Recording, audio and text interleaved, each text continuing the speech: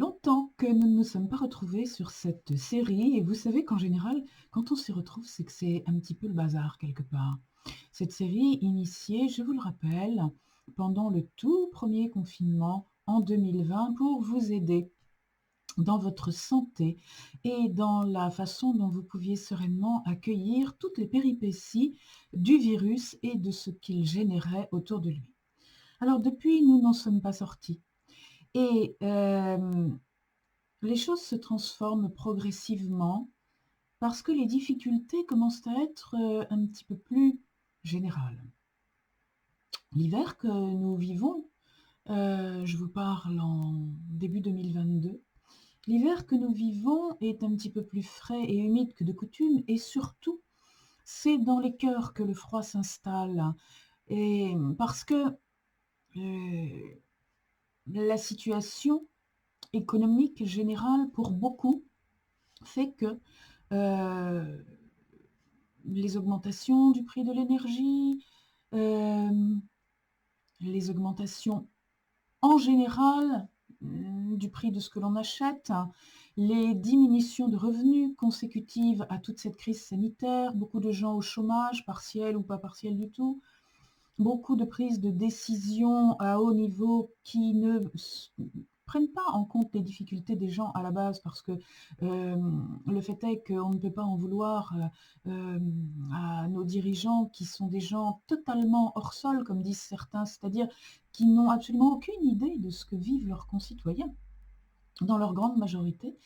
On ne peut pas leur en vouloir de prendre des décisions à l'échelle de ce qu'ils connaissent. On peut à la rigueur leur en vouloir de s'être présentés pour représenter une population qu'ils ne connaissent pas. Et puis on peut s'en vouloir de les avoir, conduits au pouvoir, ça oui, mais on ne peut pas leur en vouloir de ne pas nous comprendre puisqu'ils n'ont pas du tout les mêmes données que nous. Alors, concrètement, je vous ai parlé canicule il y a quelques mois, je vais maintenant vous parler froid. Les vieux écolos, 68 heures attardés dont je fais partie, ont l'habitude de vivre fraîchement pendant les hivers et de se couvrir. Vous pouvez constater que je suis toujours lorsque je vous parle en hiver, couverte avec des pulls, avec des foulards, parce que je ne chauffe pas ou très peu. Alors, depuis très longtemps, je ne chauffe pas parce que, il y a très longtemps que certaines personnes dont je fais partie savent que, le pétrole qui est source d'énergie, sur cette planète est en voie de disparition. On le sait depuis des dizaines et des dizaines d'années. On sait aussi que, alors le pétrole que vous pouvez vous-même, utiliser pour vous chauffer ou qui peut servir à produire l'électricité qui vous sert pour vous chauffer, par exemple. Mais c'est une des sources principales, les énergies fossiles sont une des sources principales des énergies que nous utilisons. Donc, oui, se chauffer moins, dépenser moins d'énergie en général, dépenser moins d'électricité pour s'éclairer parce qu'on n'a pas besoin d'être éclairé à diurno dans toutes les pièces de toute la maison. Dépenser moins pour chauffer de l'eau alors que, on se lave, 1 ou 2 fois par jour. Il n'y a pas besoin de chauffer, 300 litres d'eau toute la journée avec une chaudière qui va tourner, tourner, tourner pour monter l'eau jusqu'à ce que vous ayez besoin d'en tirer un verre et qui, à chaque verre que vous allez tirer, va recommencer à chauffer. Hem, Économie pour votre porte-monnaie. Alors, pendant très longtemps, ça ne coûtait rien, donc ça n'était pas important. À l'époque où le pétrole ne coûtait rien, eh bien, on mettait des chaudières au fioul, on faisait des maisons qui n'étaient pas isolées et puis voilà, le tour était joué. Maintenant, ces maisons sont qualifiées de passoires thermiques. Le gouvernement est en train d'assaisonner leurs propriétaires qui n'y sont pour rien, les malheureux. Hem Et voilà, on est dans une grosse difficulté. Le gouvernement qui actuellement dirige la France a généreusement accordé un billet de 100 € aux gens pour essayer de compenser les considérables augmentations du carburant, et des moyens de chauffage, ce qui bien entendu est complètement ridicule par rapport à la dépense que cela occasionne. Hem et heu, heureusement, je dirais, heureusement, cela a été le déclencheur pour que nombre de personnes se rendent compte qu'il fallait faire des économies d'énergie. Bon, tant mieux. Par contre, moi je vois beaucoup de gens qui ont conscience qu'il faut faire des économies d'énergie ou qui tout simplement n'ont plus les moyens de payer le chauffage, donc ils ne chauffent pas. Par contre, ils grelottent. Ils grelottent sous des polaires en synthétique. Alors, c'est là qu'intervient ma vidéo parce que même si on en a déjà parlé à plusieurs reprises à d'autres endroits, je voudrais vous donner quelques petites astuces. Vous rappelez tout d'abord que jamais le synthétique, jamais l'énergie du synthétique ne peut être une énergie réchauffante. L'énergie du synthétique va être une énergie qui va bloquer la respiration autour de vous, la vôtre et celle de l'énergie. Donc au bout d'un moment, la température va monter, oui, puisque la température de votre corps va chauffer l'intérieur de la barrière que vous aurez mise, mais l'énergie n'est pas bonne. Bon, ce n'est pas le lieu ici de détailler. Si vous voulez des détails, on pourra en parler, mais ce sera ailleurs. Donc je vais vous donner des choses de bon sens qui sont connues depuis des siècles par les gens qui habitent dans des lieux où il fait froid l'hiver. Et le meilleur principe pour lutter contre le froid, c'est le principe du millefeuille. Principe du millefeuille, que ce soit dans l'isolation de votre maison, de vos fenêtres ou de quoi que ce soit dans l'isolation de votre corps. C'est le principe des doubles vitrages ou des triples vitrages. Le millefeuille, qu'est-ce que c'est? C'est une feuille de solide, une couche d'air. Une couche de solide, une couche d'air. Pourquoi? Parce que l'air est un isolant. L'air va monter en température ou descendre en température et faire une couche tampon, ce qu'on appelle. Lorsque vous vous habillez, pensez à vous habiller de la même manière. Utilisez le principe du millefeuille. Mettez 3, 4 couches de vêtements. Pas 4 couches de gros pulls, non. 3, 4 couches fines.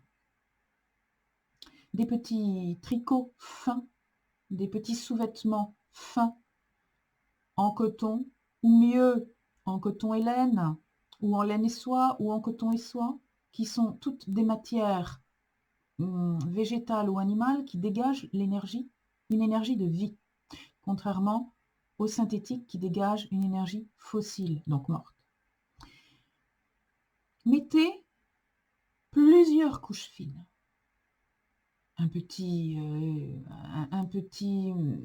t-shirt, quelque chose près du corps, un petit débardeur près du corps, puis par-dessus quelque chose de fin, mais peut-être à manches courtes ou à manches longues. Un pull fin, voyez-vous, je pratique le millefeuille. Voilà. Couche, couche, couche. Et par-dessus, quand vous avez 3 ou 4 couches fines, qui vont faire un triple vitrage, mettez le gros pull. Le gros pull, lui, il va servir à 2 choses. Il va servir à empêcher le froid d'entrer et il va servir à empêcher toute cette chaleur qui va être dans votre millefeuille intérieur de sortir. Avec ce gros pull, vous gardez votre chaleur. Et la chaleur, c'est vous qui la fabriquez, ce n'est pas le radiateur. On n'arrive jamais à se réchauffer correctement par de la chaleur extérieure. Le seul moyen de se réchauffer, c'est la chaleur intérieure. Et la chaleur intérieure, elle provient d'une bonne incarnation, elle provient de la démentalisation et d'une bonne incarnation de l'être intérieur. Cela, tous les gens qui travaillent sur eux le savent. La chaleur, en fait, l'énergie qui dégage de la chaleur, c'est de l'amour, c'est de la conscience. Plus on est présent à l'intérieur de soi, dans l'amour et dans la conscience, et moins on a froid. Cette chaleur, on la dégage. Donc, inutile de la dilapider. Le millefeuille, c'est pour la garder. Couvrez correctement votre gorge et vos épaules. Couvrez correctement vos jambes. Parce que les gens pensent très souvent à mettre plusieurs couches sur leur buste, parce qu'ils ont froid au dos, parce qu'ils ont froid aux épaules. Mais mettre un petit pantalon tout fin. On se refroidit aussi par les jambes. Alors, sous votre pantalon fin, mettez un collant ou un caleçon, comme les grands-pères. Un caleçon de laine fine. On n'est pas obligé de se déguiser en bonhomme Michelin. Un caleçon de laine fine, un collant de laine fine ou un collant de coton, pas de synthétique encore une fois. Ça ne sert à rien. Maintenant les pieds. On se refroidit énormément par les pieds, surtout quand on marche sur un sol froid. Eh bien, millefeuille aussi sur les pieds. Une paire de chaussettes très fines en coton. Une paire de chaussettes de laine, fine aussi, il n'y a pas besoin que ce soit épais. Et par-dessus, une autre paire de coton ou de laine. Et là, vous n'aurez pas froid. Prévoyez en hiver d'avoir soit des bottes fourrées, soit des bottes non fourrées, de taille suffisamment grande pour pouvoir y aller avec vos 3 paires de chaussettes. Voilà. Croyez-moi, les anciens savaient cela et ils n'avaient pas froid. Les gens qui vivent en montagne savent cela et ils n'ont pas froid. Lorsque vous mettez des gants, vous pouvez aussi avoir une paire de gants fins, une paire de gants épais. Paire de gants fins comme les gants de bricolage qu'on trouve dans les magasins de bricolage. Ce sont des gants en coton fin que les ouvriers utilisent pour mettre à l'intérieur de gants en caoutchouc, par exemple, isolants. Ben oui, et ben ils sont très bien ces gants pour mettre à l'intérieur de vos gants. Ou sinon, eh bien des gants fourrés en laine. En laine. Pas en synthétique. Pour votre lit, puisque, alors la nuit, bien sûr, vous pouvez aussi reproduire le millefeuille. Vous n'êtes pas obligé simplement de mettre une nuisette. Alors oui, je sais, dormir avec un millefeuille, c'est peut-être un peu moins sexy. Mais d'un autre côté, il faut savoir ce qu'on veut.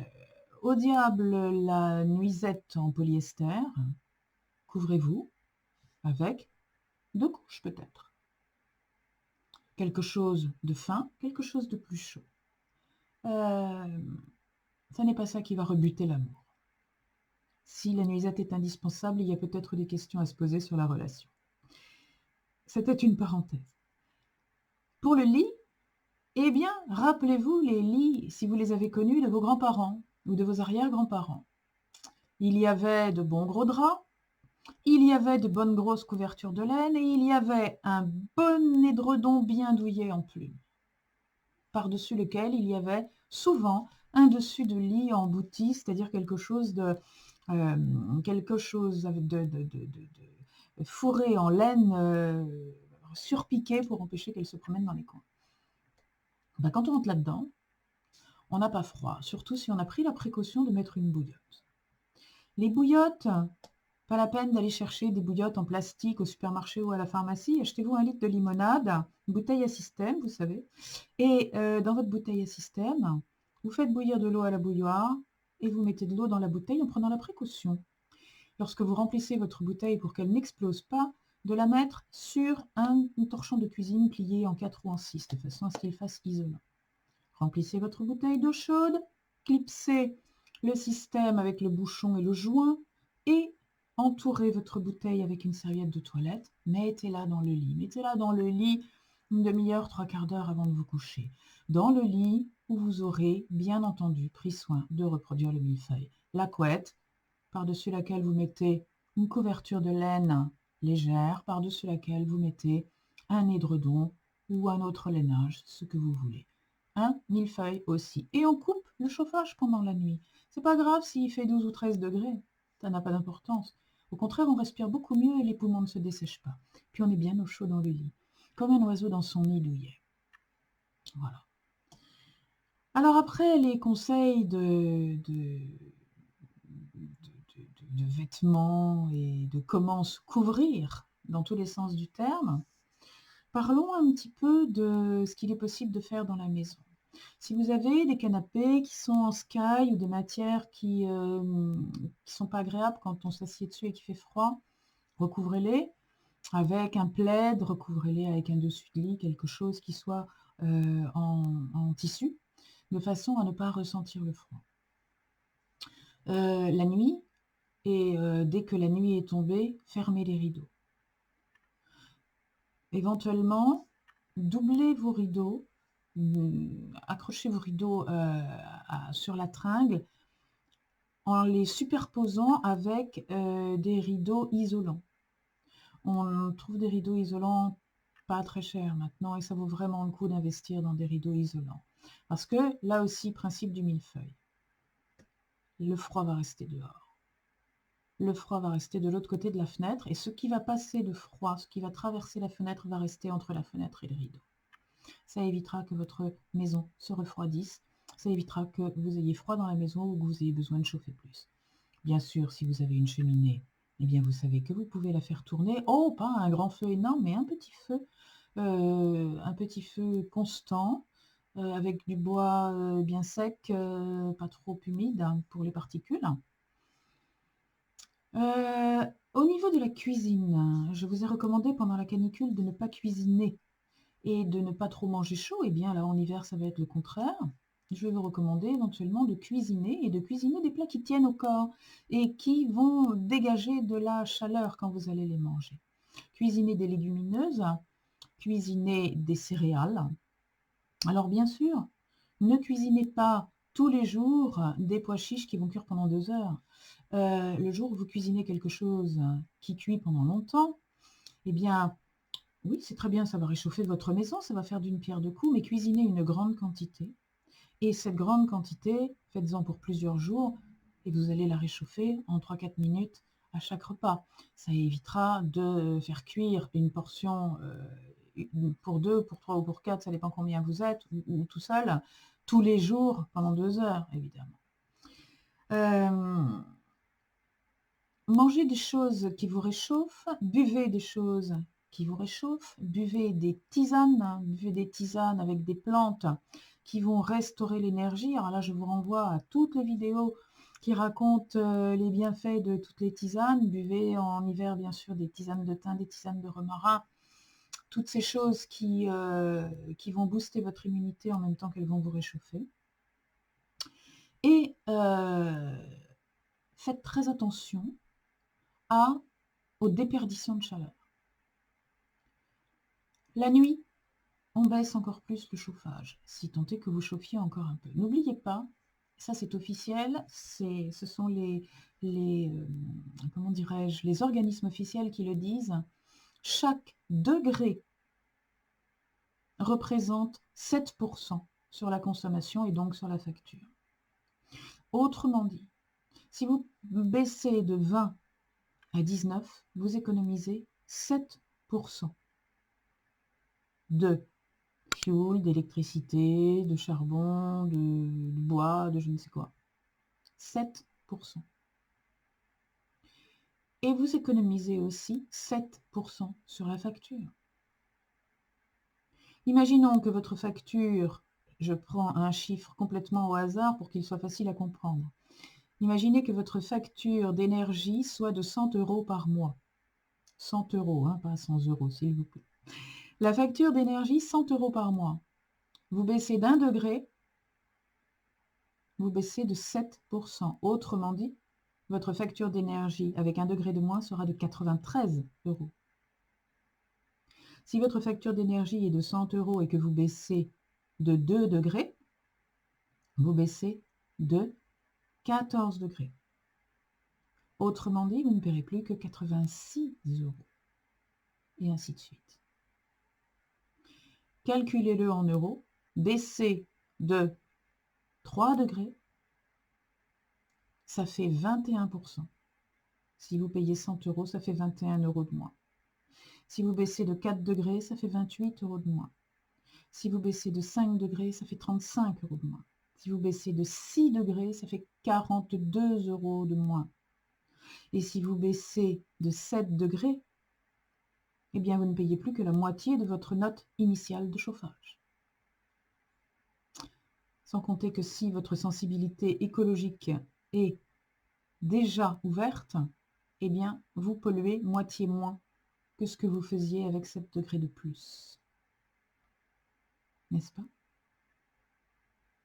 Quelqu'un qui chauffait à 22 degrés et qui passe à 15 diminue par 2 son impact carbone sur la planète et son impact financier sur son porte-monnaie. C'est important de le dire. Très important de le dire.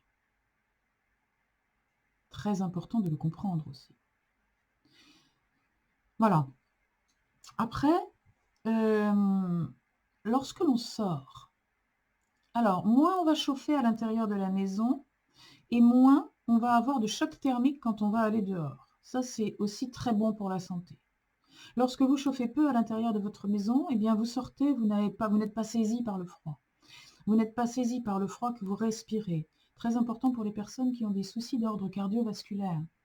Respirer de l'air très froid quand on vit dans de l'air très chaud, il n'y a rien de plus mauvais pour le cœur. Une grande augmentation des accidents cardiaques pendant l'hiver. Ensuite, au niveau cérébral, le refroidissement de la tête va pouvoir générer éventuellement des accidents vasculaires cérébraux. Je vous rappelle que le froid est vasoconstricteur, c'est-à-dire que le froid va permettre aux vaisseaux, faire que les vaisseaux se resserrent. Voilà pourquoi cela favorise les bouchages par thrombose, les AVC, les infarctus, les choses comme ça. Une artère qui va être un petit peu fatiguée, un petit peu encombrée, s'il fait chaud et qu'elle est bien dilatée, ça passe quand même. S'il fait froid et qu'elle est serrée comme ça passe plus. Donc, lorsque vous sortez, si vous avez dépassé un certain âge, eh bien, mettez un chapeau, un bonnet ou une cagoule ou une capuche. Couvrez votre tête. Rappelez-vous aussi que dans le temps, les gens, la nuit, dormaient avec un bonnet de nuit parce que les maisons n'étaient pas chauffées. Ces gens étaient pleins de bon sens. Arrêtons de nous moquer d'eux. Alors peut-être est-ce qu'on n'en est pas au point chez la plupart des gens de dormir avec un bonnet de nuit parce qu'il y a encore un peu de chauffage la nuit. La vérité, c'est que ce serait beaucoup mieux que tout le monde investisse dans un bonnet de nuit et coupe le chauffage. Ça, ce serait vraiment bien pour la planète, mais je n'ai pas l'espoir qu'on en arrive encore là. Voilà ce que je voulais vous dire. Quand vous sortez, eh bien, éventuellement rajouter une couche. Et là, vous pouvez rajouter une couche de quelque chose qui coupe le vent, qui coupe la pluie, bien sûr. Si vous devez avoir un vêtement synthétique, ah bah, à la limite, ce sera celui-là. À la limite, ce sera celui de l'extérieur qui permettra à la pluie de glisser, qui permettra au vent de ne pas entrer. Mais c'est tout. Faites très attention à l'intérieur, faites très attention de préserver, sous toutes les formes que ce soit, votre respiration. Votre respiration pulmonaire, votre respiration énergétique. Et puis bien sûr, n'oubliez pas que se couvrir, rentrer dans son lit pour lire, plutôt que de chauffer le salon et lire dans le canapé, c'est aussi un geste qui permet d'économiser pour la planète et pour le porte-monnaie. Bon, je crois que vous avez compris le principe. Il y a beaucoup d'autres choses que l'on pourrait dire, beaucoup d'autres astuces, beaucoup d'autres conseils que je pourrais donner. Peut-être est-ce que si vous en avez besoin, j'y répondrai en fonction de vos demandes. Merci infiniment de tous les efforts que vous faites. Merci de contribuer pour la planète. Et bon courage. Ne vous laissez pas abattre. Ne vous laissez pas contaminer par la peur. Vous êtes courageux. Nous sommes tous des guerriers. Et la guerre que nous avons à mener, c'est une guerre dans la paix. C'est une guerre contre l'absurdité. C'est une guerre contre la mentalisation. Cette guerre-là, oui, je veux bien la mener. Bon courage à tous. Prenez soin de vous.